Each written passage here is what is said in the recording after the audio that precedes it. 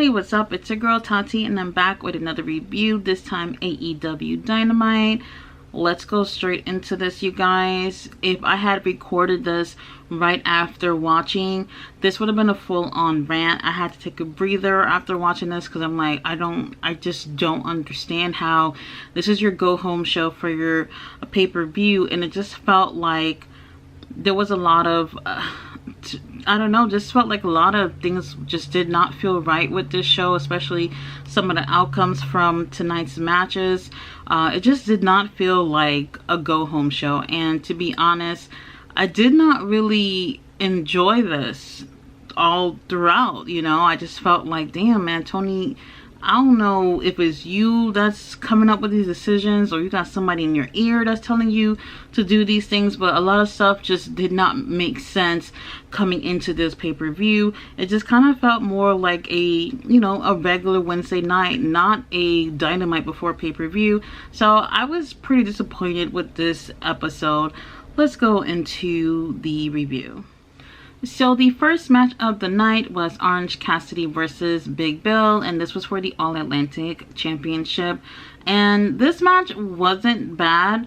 I'm just gonna say this right now, y'all. There was just about every match on this fucking card was interference, and I think all but one match.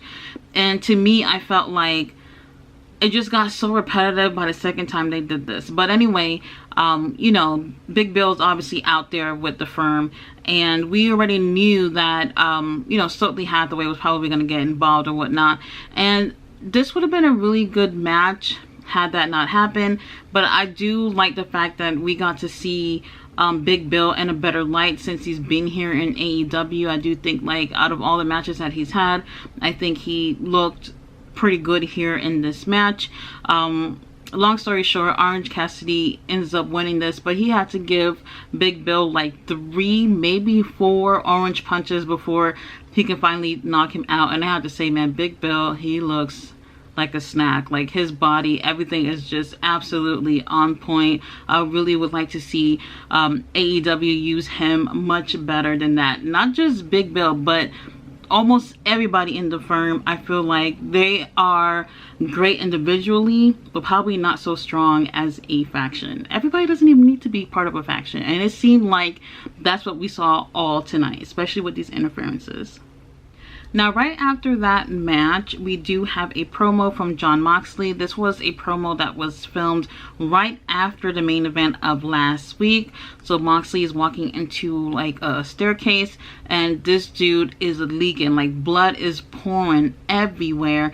And basically he's talking about what he's going to do to Hangman at the Revolution pay-per-view during this Texas death match.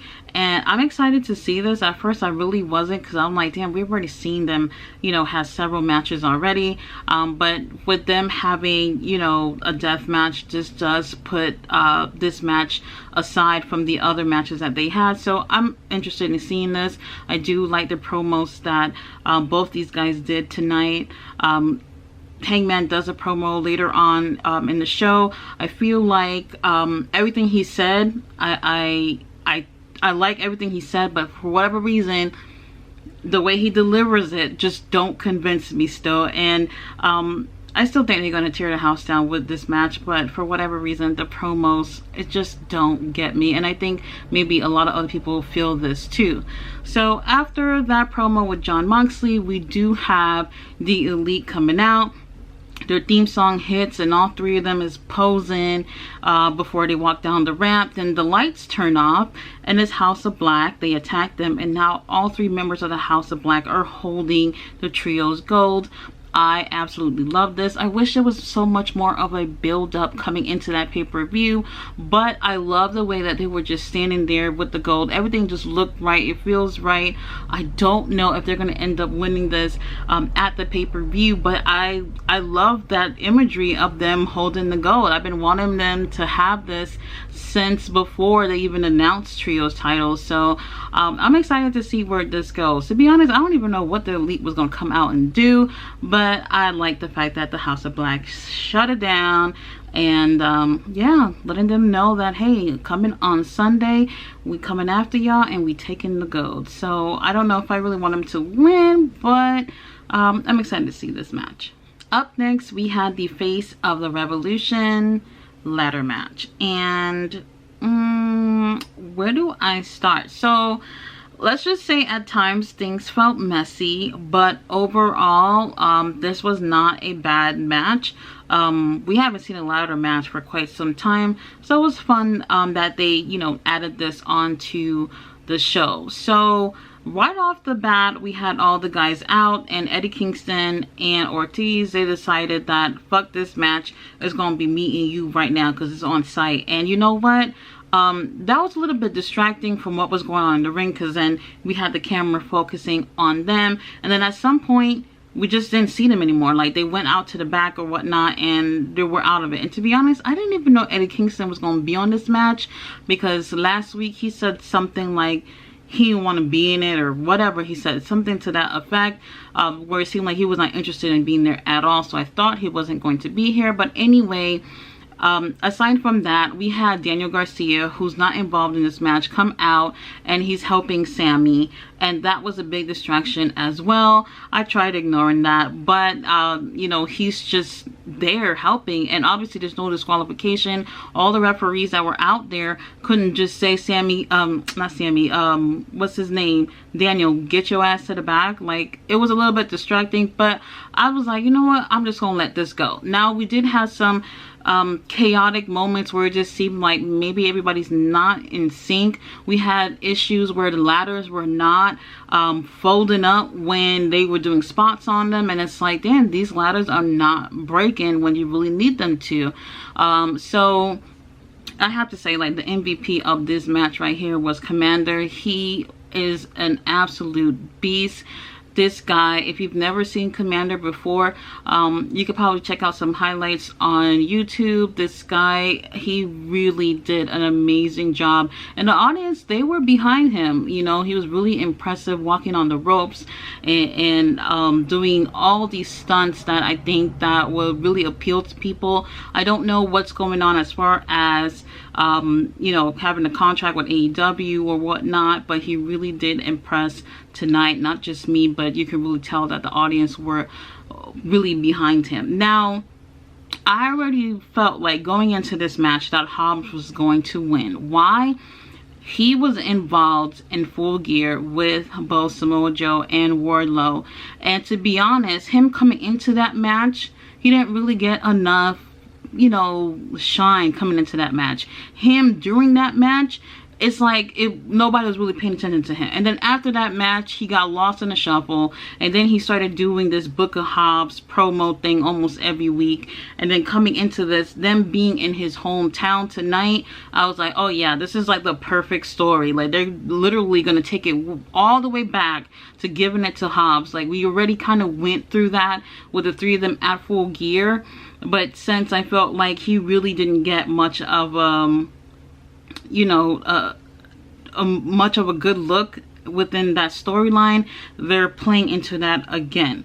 So yes, Hobbs ends up winning this match. He goes and grabbed the brass ring. All the memes tonight about that ring, about like it being the rings from Sonic or whatever, like, it really did kind of look ridiculous up there. I would probably get some other prop to use because it kind of looks weird. So the only thing I could say about this match was the end.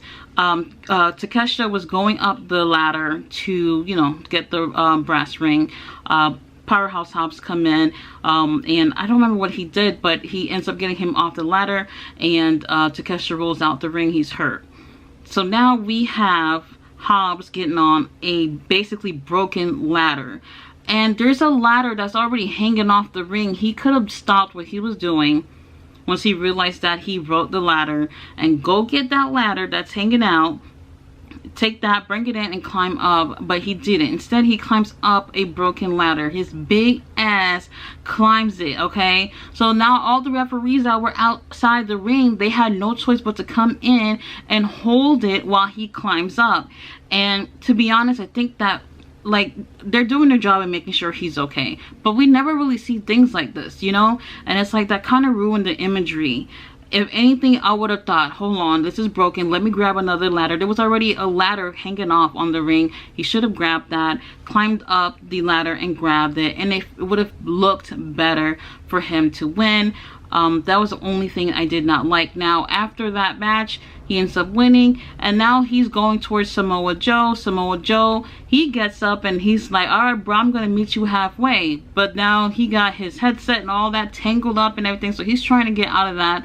And then we have Wardlow that comes out, and now it's Wardlow fighting with security guards. And while he's fighting with the security guards, Samoa Joe booked it out of there. We don't know where he went. We don't even know when he left, but he's gone. And Hobbs is just sitting there in the chair just watching, enjoying the scene. And now we have obviously Samoa Joe versus Wardlow at the Revolution pay-per-view. Whoever wins that match will be going against Powerhouse Hobbs on Dynamite after that. Something tells me that Samoa Joe is going to retain on Sunday. Up next, we have Chris Jericho versus Pretty Peter Avalon. There's nothing much to say about this match. It lasted a little bit longer than I expected. But anyway, Chris Jericho wins via code breaker. And after that match, he attacks Peter Avalon. And while attacking him, we have Ricky Starks come out, and oh my god, he is beautiful. Oh lord. Anyway, he comes out and he comes and help Peter, but all that was a trap for him to come out so that the Jericho Appreciation Society can come out and whoop his ass. And they jumped him and nobody came out to help. And I kind of was thinking somebody would come out to help, but I figured Action Andretti wouldn't, since he was just in that ladder match, so he didn't have nobody on his side to come out and help. And now, you know, we're going into this pay-per-view. Obviously, Jericho Appreciation Society cannot be ringside since they're banned, but it doesn't mean that they couldn't whoop his ass before then, so that he don't come into this match 100%. Now we have a promo in the ring with Christian. And Christian, he's always hitting the mark when it comes to promos. Basically talking about Jungle Boy and why he wants to be champion and how he's going to stop him or whatever. So now, while he's talking, it goes dark, and now there's playing a vignette of Jungle Boy. Jungle Boy is digging a grave, okay? And then after he finishes digging the grave, he's even crying, okay, while he's doing this, because obviously I guess he feels bad for, you know, hating his mentor or whatever. And after he's done, there's a tombstone, and it says Christian on it, and I'm like, what the hell? It was kind of weird to see, because obviously we've seen things like this done before, but it was interesting because now we get to see Jungle Boy like in another light or whatever. So maybe we might see a little bit more aggression, maybe he'll be more serious and not feel I guess some type of way about going against Christian, because that's obviously been his weak spot, that even though he's feuding with Christian, he sometimes seems really sad about the whole situation. And it's like, bruh, he wants nothing to do with you. Get over it and kick his ass. So hopefully we'll get to see a different side of Jungle Boy at the Revolution pay-per-view. Up next, we have Hook versus Matt Hardy. Now, this match I did enjoy when there was no interference. So once again, we have interference. This is the third match, and I just felt like we're seeing it a little bit too much lately. And in one night before a pay-per-view, it shouldn't have happened this way. We did have interference from Stokely Hathaway, who, guess what, arm really isn't broken. So for this match, if Hook wins, he gets to face Stokely Hathaway, and the firm is banned. So I'm pretty sure we already knew what was going to happen here. So the FTW title was up for grabs tonight. Matt Hardy, he's part of the firm, yeah, and everybody hates the firm, but it's like he doesn't really show that he wants to be part of the firm. So it kind of almost looked like Matt Hardy lost the match on purpose. No matter what the firm did to get involved and hurt Hook every time the referee was not looking. So this match, it was okay. Like I said, when there was no interference. I really do hope that AEW have a lot of plans for Hook in the future. He needs to be repackaged a little bit, I think. And yeah, for comedy and shits and giggles, I don't mind seeing what Hook does to Stokely Hathaway, but it's just too much interference tonight. Up next, we had Riho versus Toni Storm. I really did enjoy this match. Guess what? When there was no interference. So this is the 4th match where somebody just had to get involved, and it's like, oh my gosh, please stop. This is just getting repetitive. So yes, Saraya would come in and physically get herself involved. Then we have Britt and Jamie who comes out, kind of trying to, you know, even things out. Even though they don't get involved physically, they do get involved, like, you know, distracting Toni Storm, and that helped that helped Riho win this match. Now, I have to be honest, man, this match actually went on a lot longer than it should have, and I lost interest. I was looking at comments from other people, and they felt that too. It felt like the match was kind of dragged out, and that was my only complaint about it, aside from the interference. But these two work really well in the ring. These are really great wrestlers, and sometimes I feel like these storylines, these nonsense storylines, yes, the ones that they're doing with the girls, is complete bullshit. I don't like it, and I feel like every time two of them get in the ring, they are doing really well, but with the storyline, they have to keep giving us something from it each match, and it takes away from how well these girls are doing. And you only have one fucking match with the ladies every night, and y'all just doing too much taken away from what these girls are actually doing in the ring. I did enjoy the match though.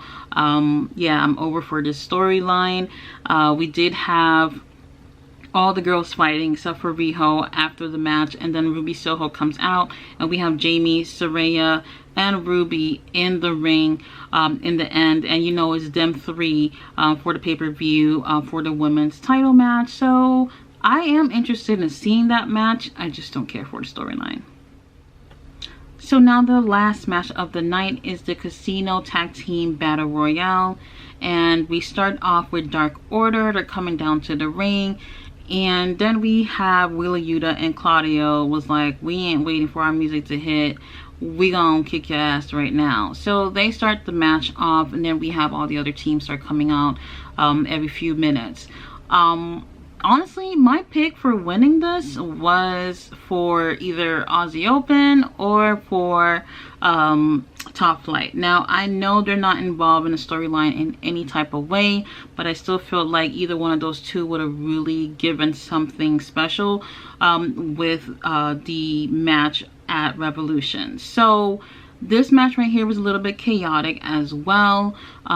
We do have the whole thing with the Dark Order and Blackpool Combat Club, where they're beefing or whatnot, so they're focusing on each other.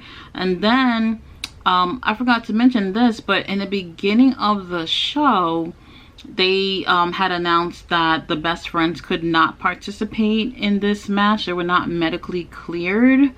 So Danhausen volunteers himself and Orange Cassidy to get involved, and this is already after Orange Cassidy you know, went through a big match with Big Bill. So now it's like, okay, this feels a little bit random. I don't really know why they were, you know, putting these two in the match, but it is what it is. So they actually do come in the second to last team. The last team to come out was Butcher and the Blade, and it did feel like a lot was going on, because then we had interference as well. It just don't really make sense to me. Like, why are people still interfering?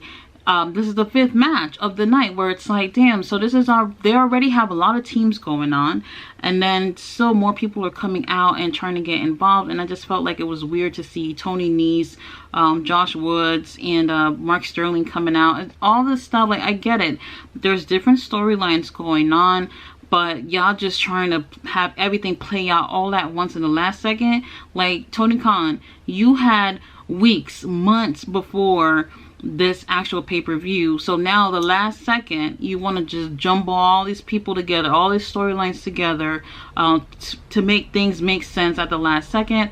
I didn't like that at all. So guess who are the last two fucking teams in the ring? The Butcher and the Blade, I don't got no problem with that, and Danhausen and Orange Cassidy. Now we already know the Best Friends had got a beat down from the Firm. No, not, yeah, the Firm and damn, what's his name? The two boys that are champions now. Isn't that sad? I can't remember who the tag team champions are right now. Yes, the Ass Boys. So they got their ass handed to them last week from the Firm, right? And the Ass Boys. So now it's these two teams that are left out of everybody. So when I saw that, I was like, oh hell to the nah. I just remembered that moment that happened last week, and I was like, there's just no way that Orange Cassidy and Danhausen are gonna win this shit. Look at all the fucking teams that are in this match, and it's them two. Like, I got no issues with these guys, I really don't. But now I'm just like, yo, there are all these great teams that just keep taking a back fucking seat to people like Orange Cassidy, or Orange Cassidy is All-Atlantic champion. I don't want to see your ass going for no other gold right now. You got that title on you. You need to be defending that. I don't want to see you doing nothing else. It should have been another team. And I get it. You know, the other teams are not involved with this storyline, but still, like, it's just so, I just couldn't believe that that's what they did. I couldn't believe it. And Tony Khan won Booker of the Year. Come on now, this is just insane. Who wants to see that? You know, I don't know. I don't want this to be a rant or whatever, but when I just saw that they were one of the last two left, everything just started to add up, and it's like, this is crazy. This is, I mean, this is predictable, but not what people really want. Is it really? Does that really make sense when you think of you know, going with a storyline versus going with who are the best people to add to this match, the best team? Danhausen and Orange Cassidy, that was just add in an hour before the match. It just don't make sense. I hate that it happened this way. But anyway, we do have Danhausen and Orange Cassidy picking up this win, and I just couldn't fucking believe it. I cannot even believe it. There's just no way. That All-Atlantic title should have been up for grabs at Revolution. If not, it should have been another fucking team winning that match. Any other team, and I would have been completely fine with that. I'm really disappointed in the way they booked this thing. It's just absolutely ridiculous.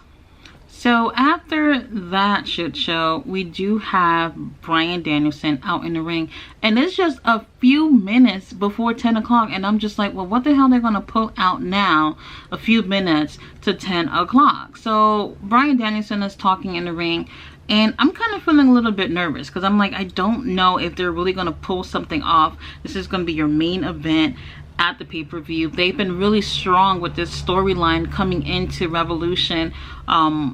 So I kind of felt like it wasn't enough time to really get a clear message out from either one of these two guys. However, I really enjoyed this moment.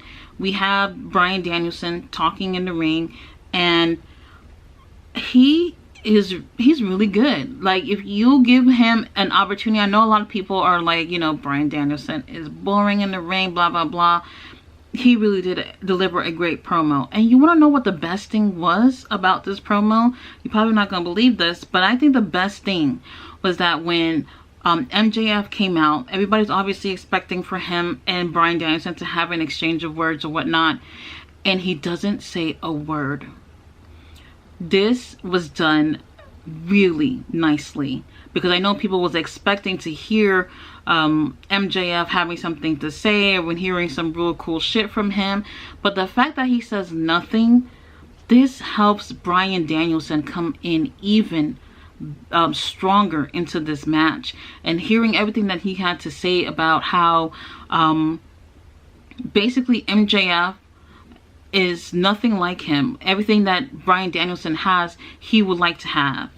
And everything that he is, MJF would want to be.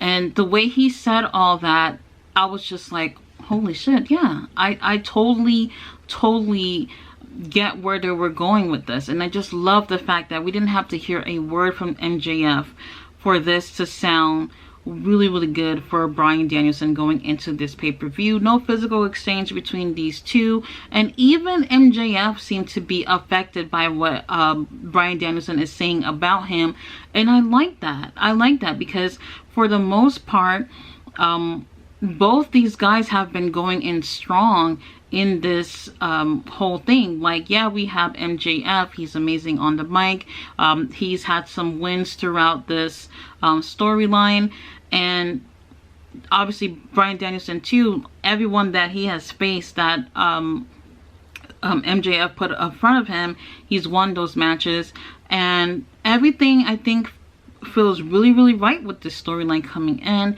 And you know, it's an Iron Man match, 60 minutes, it's going to be the main event, and I'm really looking forward to it. Now, there was the end of his promo, the very last fucking sentence of his promo. Okay, I got it right here. It says, you better be prepared to fight for 60 full minutes, because if you don't, you're going to get your fucking head kicked in. That's what he says. But obviously, they bleeped out that whole thing.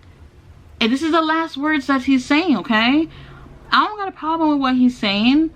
But for y'all to bleep it out like that, oh my god, it just takes away from, it takes a little bit away from the promo. You know, y'all either gonna let him say it, or he just say something else that you're not gonna cut out. So I don't know, like, if they play this like on YouTube or something, if they're gonna play it with him actually saying those words and it not being bleeped out, like, that would be better. Like, it would have been so much better if they didn't do that. But either way, I do feel like the main event will be real good. You know, it's an Iron Man match, so I am expecting to see a really good show between MJF and Bryan Danielson. I really wish I could say the same about other storylines that are going on. Tony Khan, I hope you were thoroughly watching everything that was put out tonight. And I'm not blaming the wrestlers for this, because at the end of the day, these guys are being told what to do and how to do things. And they're not the ones who's booking this show. At least majority of them are not involved with the booking of this show.